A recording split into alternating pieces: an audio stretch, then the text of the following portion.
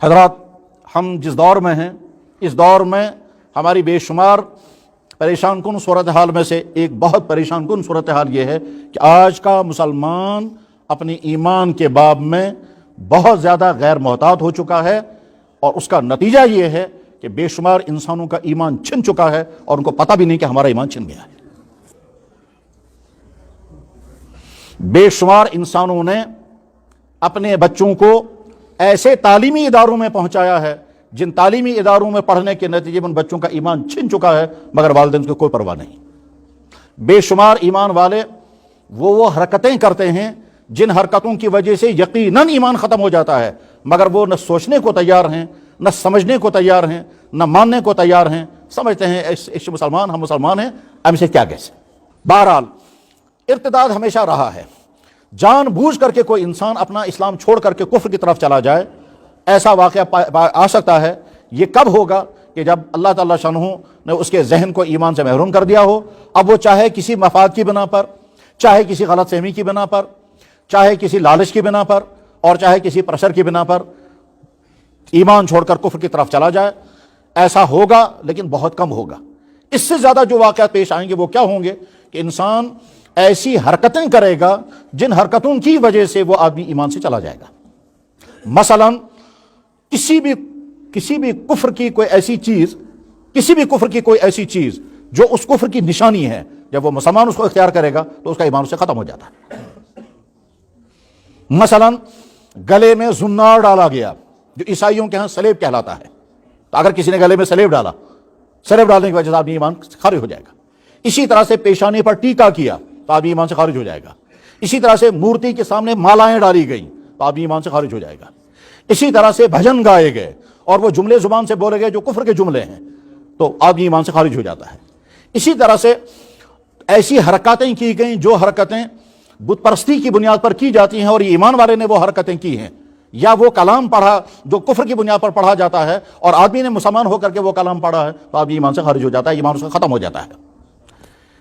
اس نقطے کو سامنے رکھ کر کے غور کیا جائے، وہ ہمارے سکول، جن سکولوں کے اندر بچوں کو وہ پرائر پڑھائے جاتے ہیں جن پرائروں میں کھلم کھلا کفر ہے اور شرک ہے، تو یقیناً وہ استاد جو پڑھانے والا ہے اگر وہ ایمان والا ہے، وہ بچے جو پڑھنے والے ہیں اگر وہ ایمان والے ہیں، تو ان کفر کے پرائروں کو پڑھنے کے نتیجے میں ان کا ایمان ختم ہو جاتا ہے۔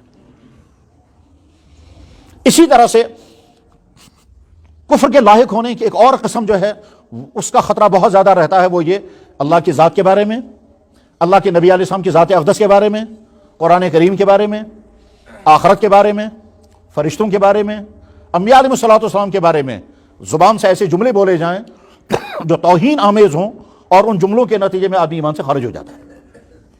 مثلا اللہ کی ذات کے بارے میں ایسے کمنٹس، ایسے جملے بولے جائیں جو آدمی کے ایمان کے ختم کر دیتے ہیں۔ مثلا فرض کیجئے میں نہیں جانتا خدا کون ہوتا ہے، میں نے جس خدا کو آج تک دیکھا نہیں اس کو خدا کو ماننے کے لیے میں تیار نہیں ہوں۔ یا مثلا انسان کو کہتا ہے کبھی کہ صاحب تم تو نہ جانے کہاں غائب رہتے ہو، آج کل تو تم ایسے غائب ہو کہ خدا صاحب کو بھی تم مل نہیں سکتے۔ یا مثلا اللہ کی ذات کے بارے میں کسی نے کہا کہ اللہ تعالیٰ بھی بڑا ظالم ہے، یا خدا نہ خواستہ کسی زبان سے نکل گیا کہ اللہ تعالیٰ کو بھی نظر نہیں آتا، اس نے بھی رحم نہیں کیا۔ گھر میں حادثاتی موت ہو گئی اور اس کی بنا پر بہت غمزدہ ہیں، اس غمزدگی میں زبان سے نکل گئے جملے، اے اللہ آپ نے ہم پر یہ ظلم کیوں کیا، اے اللہ یہ بیچارہ معصوم تھا اس کو کیوں آپ نے مار دیا، کیا اس نے کیوں۔ اس طرح کے جملے جو اللہ کی ذات کے بارے میں ہیں، اس کے لیے فارمولا بنا ہوا ہے۔ اللہ کی ذات کے بارے میں وہ جملے بولنا جو اللہ کی شان کے لائق نہیں ہیں وہ کفر ہے۔ کہ فقہ کی کتابوں میں تمام مسائل ہوتے ہیں، ان فقہ کی کتابوں میں جہاں تمام مسائل ہوتے ہیں وہاں ایک بڑا چپٹر ہوتا ہے الفاظ کفر کا۔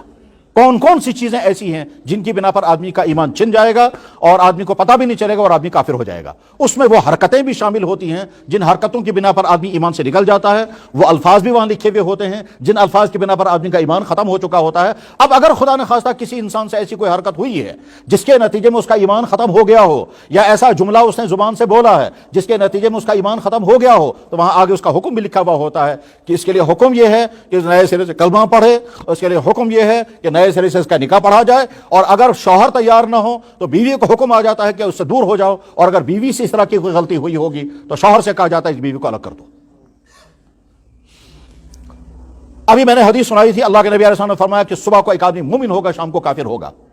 مجھے یاد ہے ایک دفعہ رات کے تقریباً 11 بجے کسی صاحب نے مجھے فون پر مسئلہ پوچھا، کہتا ہے جی میری بیوی ویسے تو بہت اچھی ہے، نماز گزار ہے، اور ابھی عشاء کی نماز بھی پڑھی ہے، ابھی عشاء کی نماز بھی اس نے پڑھی ہے۔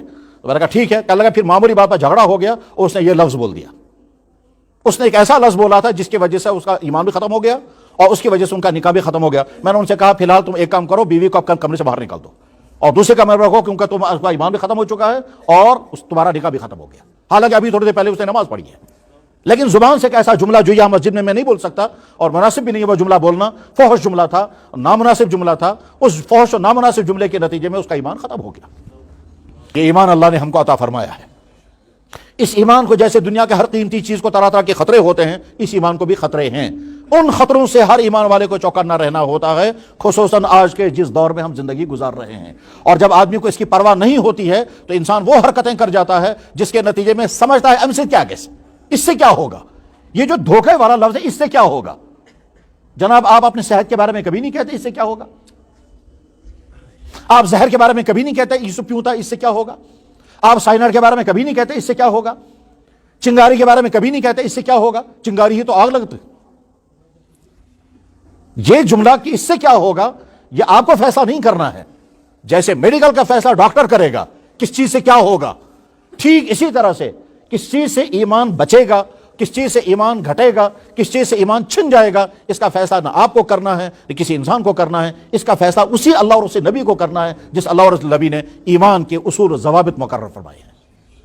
لہذا زبان سے ہر وہ جملہ جس کے نتیجے میں ایمان چھن جائے نہیں بولنا ہے، اور وہ جملے سیکھنے پڑیں گے۔ یہ وہ جملے ہیں جن کی وجہ سے آدمی ایمان چھن جاتا ہے، تمام وہ کفر کے جملے جس کے نتیجے میں ہم زمین کو اپنا معبود مانیں، اس کے نتیجے میں ایمان چھن جاتا ہے۔ کسی جانور کو اپنا معبود مانیں، ایمان چھن جاتا ہے۔ کسی کے سامنے سر جھکائیں، ایمان چھن جاتا ہے۔ اور یہ پھر سے بتوں کے لیے نہیں ہے، اگر کسی انسان نے انسان کو سجدہ کیا تو اس آدمی کا بھی ایمان چھن جاتا ہے۔ اللہ کے نبی علیہ السلام نے فرمایا اگر کسی انسان کو جائز ہوتا دوسرے انسان کو سجدہ کرتا تو میں عورتوں کو حکم دیتا ہوں اپنے شوہروں کو سجدہ کرے۔ اس کا مطلب یہ حضرت قیس بن سعد بن عبادہ رضی اللہ تعالیٰ عنہ ہیرا کے بادشاہ کے پاس گئے اور وہاں دیکھا وہاں کے سارے لوگ بادشاہ کے سامنے سجدہ کر رہے ہیں۔ جب وہ واپس آئے انہوں نے کہا اس کائنات میں سجدہ کرنے کا حق اگر ہے تو محمد رسول اللہ کو۔ انہوں نے کہا یا رسول اللہ میں نے ہیرا کے بادشاہ کے دربار میں دیکھا لوگ ان کو سجدہ کرتے ہیں، کیا ہم آپ کو سجدہ نہ کریں؟ تو اللہ کے نبی صلی اللہ علیہ وسلم فرمایا ہرگز نہیں، سجدہ صرف ایک اللہ کو ہے۔ بلکہ اخیر عمر میں اللہ کے نبی نے فرمایا تھا، کیا فرمایا تھا؟ خبردار میری قبر پر سجدے مت کرنا، لا تتخذوا قبری مسجدا، خبردار میری قبر کو سجدہ مت کرنا، لعن اللہ الیہود والنصارى، یہودی اور نصاروں پر لعنت ہے، انہوں نے اللہ کے نبیوں کو سجدے کیے ہیں۔ تو کسی کے سامنے جھکنا، ایسے جملے بولنا جن جملوں کے بولنے کی وجہ سے آدمی چھن جائے، ایمان چھن جائے، ایسے پرائر پڑھنا جن پرائروں کی وجہ سے آدمی کا ایمان چھن جائے، جس میں کسی مخلوق کو خدا کا درجہ دیا گیا ہو، جس میں مخلوق سے مانگا گیا ہو، جس میں مخلوق سے بلیسنگ مانگی گئی ہو، وہ تمام کے تمام کفر ہیں اور اس کے نتیجے میں آدمی کا ایمان ختم ہو جاتا ہے۔ اب ایک آدمی نے اپنے بچوں کو ایسے سکول میں پہنچایا جس سکول کا نام بھی مشہور اور ریپوٹیشن بہت اچھی ہے، چاہے اسٹینڈرڈ تعلیم کا ہے یا نہیں ہے مگر نام بڑا ہے۔ اس بڑے سکول والے میں بچوں کو صبح سویرے وہ پرائر پڑھائے جا رہے ہیں جیسا کہ مجھے دکھائے گئے وہ پرائر، اور اس میں سیدھے کفر ہے، اس میں سیدھے شرک ہے۔ تو اب وہ باپ خود فیصلہ کرے جس نے اپنے بیٹے کو وہاں پہنچایا، اور وہ بچہ خود فیصلہ کرے جس باپ نے اس کو وہاں پہنچایا، اور وہ سٹاف خود فیصلہ کرے ایمان والے کہ جو یہ بچوں کو پڑھا رہے ہیں کہ اپنی ملازمت کی بنا پر اپنی ایمان کا سودا تم کریں۔ ایسا ہوگا دنیا میں کہ کسی وقتی مفاد کی بنا پر، پیسے کی لالچ کی بنا پر، کسی جاب کو پانے کے لیے، کسی اور چیز، کسی دنیاوی لالچ کے لیے انسان اپنی ایمان کا سودا کرے اور پھر کہے گا اس سے کچھ نہیں ہوگا میں کروں گا، اس سے کچھ نہیں ہوگا میں کروں گا، یا اپنے آپ کو جھوٹی تسلیاں دینا ہے کہ میرا ایمان ابھی ہے حالانکہ وہ چھن چکا ہوتا ہے۔ قرآن کریم نے کہا وَمِنَ النَّاسِ مَن يَقُولُ آمَنَّا بِاللَّهِ وَبِالْيَوْمِ الْآخِرِ وَمَا هُم بِمُؤْمِنِينَ۔ بعض انسان وہ ہیں جو سمجھتے ہیں کہ ہم ایمان والے ہیں، حقیقت یہ ہے کہ ان کا بس ایمان نہیں ہے۔ اور اسی کے ساتھ ساتھ جیسے ہم وہ جملے زبان سے نہیں بول سکتے جن جملوں کی وجہ سے کھلم کھلا کفر ہوگا، اسی طرح سے وہ حرکتیں نہیں کر سکتے جن کی وجہ سے کفر ہوگا، ان جگہوں پر بھی نہیں جا سکتے جن جگہوں پر جانے سے کفر ہوگا، چاہے وہ دوسری قوموں کے عبادت خانے ہوں، چاہے وہ دوسرے قوموں کا مذہبی تہوار ہوں، حتیٰ کہ ہماری کتابوں میں یہاں تک لکھا ہوا ہے کہ ایک قوم جو ایک خاص دن میں پورے بدن کو رنگتی ہے، اگر ایمان والے نے خوشی کے ساتھ وہ رنگوا لیا اس کا ایمان ختم ہو جاتا ہے۔ یہ تھوڑا اتنا آسان معاملہ ہے، وہ تو علماء اس کو بیان نہیں کرتے ہیں کہ مسلمانوں کی سطح نہیں ہے اس کو سننے کی، ایمانی لیول اتنی نیچے جا چکی ہے کہ فوراً بھی کہتا ہے یار جھوٹ. حقیقت صورتحال یہی ہے. تمام وہ چیزیں آپ نے دھاگا باندھا یہاں فیشن کی بنیاد پر، اس دھاگے کی حیثیت کچھ اور ہے. اور اگر یہی دھاگا باندھا گیا کسی مذہبی شعار کی بنیاد پر، اس دھاگے کے باندھنے سے ایمان ختم ہو جاتا ہے. اصل میں انٹینشن ہے مسئلہ کہ آپ کوئی کام جب کر رہے ہیں تو انٹینشن آپ کا کیا ہے. ہم اگر کوئی کام کر رہے ہیں اس لیے کہ دوسرے مذہب کا شعار ہے اور ہمیں اچھا لگ رہا ہے، تو جو ہی دوسرے مذہب کی کوئی چیز مذہبی بنیادوں پر جو کی ہوتی ہے وہ اچھی لگ رہی ہے. مجھے یاد ہے کہ مفتیوں کے سامنے سوال آتا ہے، وہ مسلمان جو غیر مسلم سوسائٹیوں میں بستے ہیں، وہ مسلمان غیر مسلم سوسائٹیوں میں رہنے کی وجہ سے طرح طرح کے مسائل ان کے سامنے رہتے ہیں. مثلا کسی غیر مسلم کی وفات ہو گئی، اب وہ کہتے ہیں کہ جی ہم ان آخری رسومات میں شرکت کر سکتے ہیں یا نہیں، ہمیں کیا کیا کرنا ہے. اگر ہم کہیں کہ اگر اسلام کہے گا کسی چیز میں شرکت مت کرو، کسی چیز شرکت مت کرو، تو رہنا انہی کے ساتھ ہے، بزنس انہی کے ساتھ کرنا ہے، کام انہی کے ساتھ کرنا ہے، لین دین انہی کے ساتھ ہے، سوسائٹی ان کی وہی ہے. تو گویا مکمل کٹ بھی نہیں سکتے ہیں. اور اگر کہیں گے سب کچھ کرو تو ان کا ایمان ہی ختم ہو جائے گا. تو وہاں درجہ بندی کی جاتی ہے، آپ یہ کام بھی کر سکتے ہیں، آپ یہ کام بھی کر سکتے ہیں، یہ کام نہیں کر سکتے. آپ ان کی تعزیت کر سکتے ہیں، اظہار ہمدردی کر سکتے ہیں، مالی مدد کر سکتے ہیں، اور پریشان ہو تو پریشانی میں ان کو تسلی دے سکتے ہیں، ان کے ڈھارس بندھا سکتے ہیں. لیکن فرض کیجئے اگر کوئی قوم اپنے مردے کو خاص انداز سے اس دنیا سے رخصت کرتی ہے، وہ ان کا مذہبی عمل ہے، آپ اس میں شرکت نہیں کر سکتے.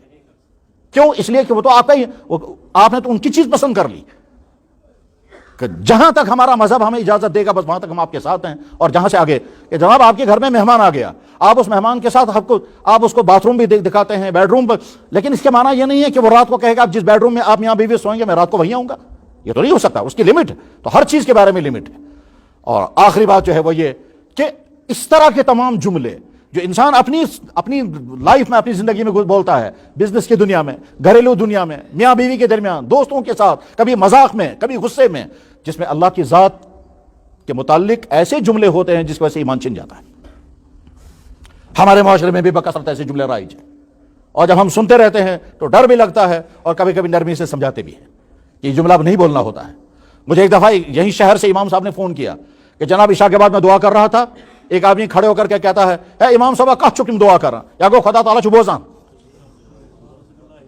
یا امام صاحب کیوں یہ دعائیں کر رہے ہو، خدا سنتا کہاں ہے.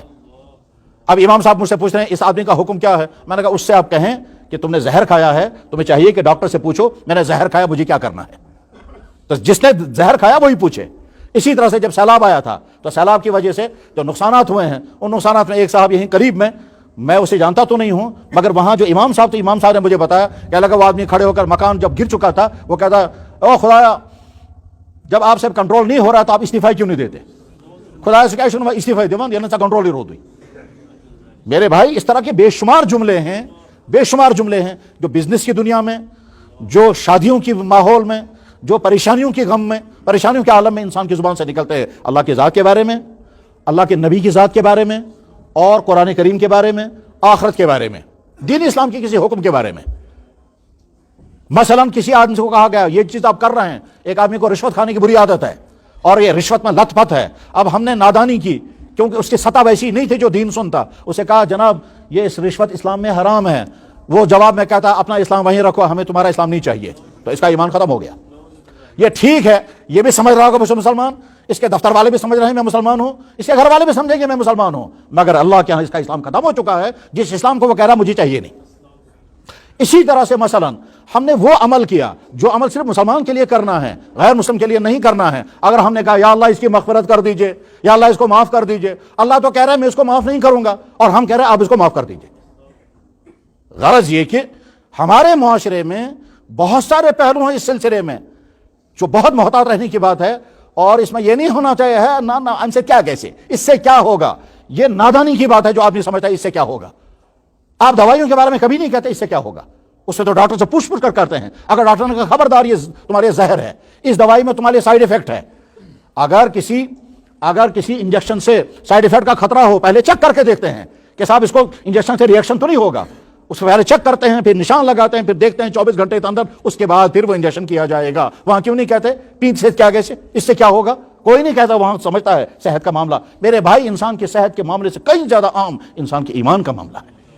ایسا نہ ہو ہمارے ہاتھ سے ایسی کوئی حرکت ہو جائے جس کے نتیجے میں ایمان ہمارا چھن چکا ہو.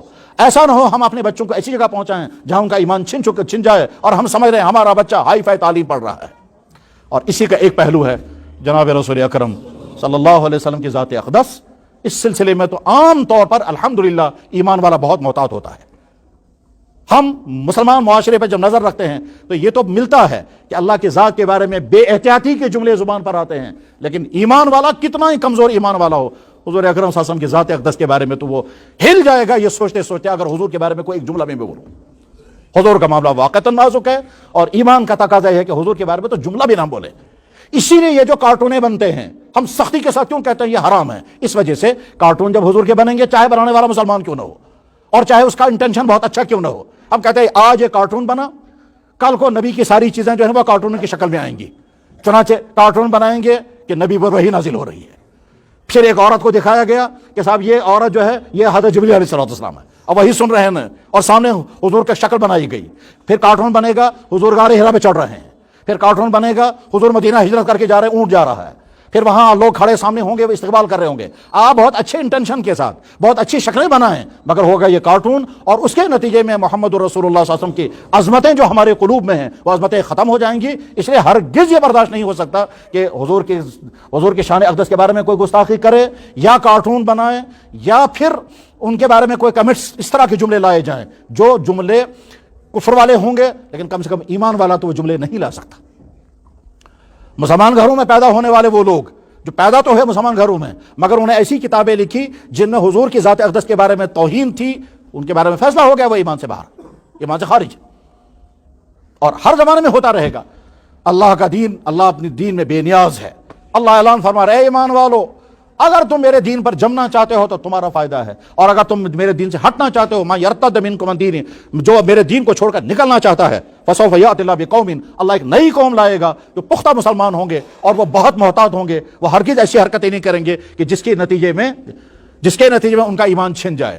بس میں آخری بات سنا کے بعد ختم کرتا ہوں. میں ایک مرتبہ بنگلور میں تھا، وہاں کشمیری لڑکے ملے، آج کل وہ باہر کے ملکوں میں ہیں، تو ایک صاحب سے ملاقات کرائی.